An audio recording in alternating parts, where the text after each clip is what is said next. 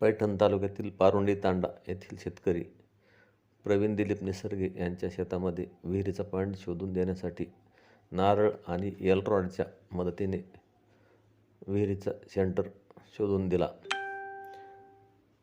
आता पहा,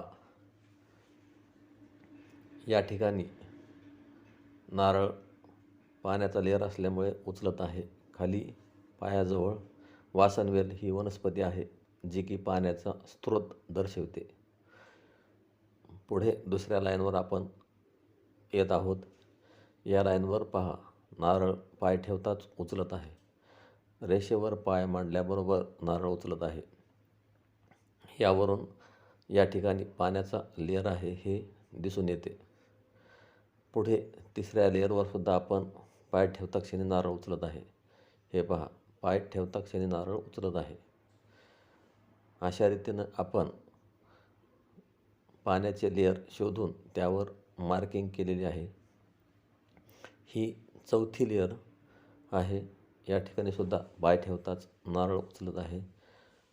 नारळ शरीराकडे येतो म्हणजे पाण्याचा लेअर स्रोत हा जागृत आहे. या ठिकाणी पाणी वाहत आहे असा अर्थ असतो. तीच वरून खालच्या दिशेला येणारी लेअर आहे. आता आपण सेंटरवर पाय ठेवून पाहूया. सेंटरवर पाय ठेवता हे पहा, नारळ कसा उचलत आहे. सेंटरवर पाय ठेवताच नारळ उचलत आहे म्हणजे पाणी या ठिकाणी एकत्र झालेले आहे. 3-4 स्रोत मिळून एका ठिकाणी पाणी येत आहे.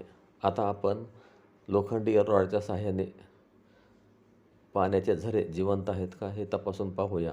हे पहा, आपल्या छातीपासून 1 फूट अंतरावर आणि दोन्ही रॉडमध्ये 1 फूट अंतर ठेवून पुढे चालत आले की 3-4 पावलानंतर रॉड बाहेरच्या दिशेने जाताना आपल्याला दिसत आहेत.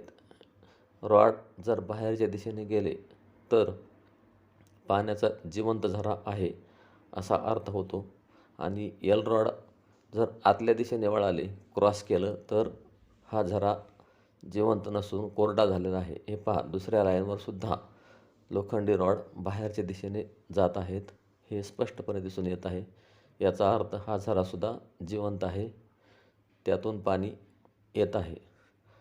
या तिसऱ्या लाईनवर आपण एल रॉडच्या सहाय्याने तपासले असता या ठिकाणी सुद्धा लोखंडी रॉड बाहेरच्या दिशेने जात आहेत, थोडे पाठीमागे जात आहेत, म्हणजे ह्या लाईनवर पाण्याचा स्रोत थोडा अधिक आहे. या 4 स्रोतांचे मिळून सेंटर या ठिकाणी आहे आणि या ठिकाणी सुद्धा रॉड बाहेरच्या ठिकाणी जात आहेत. अशा रीतीनं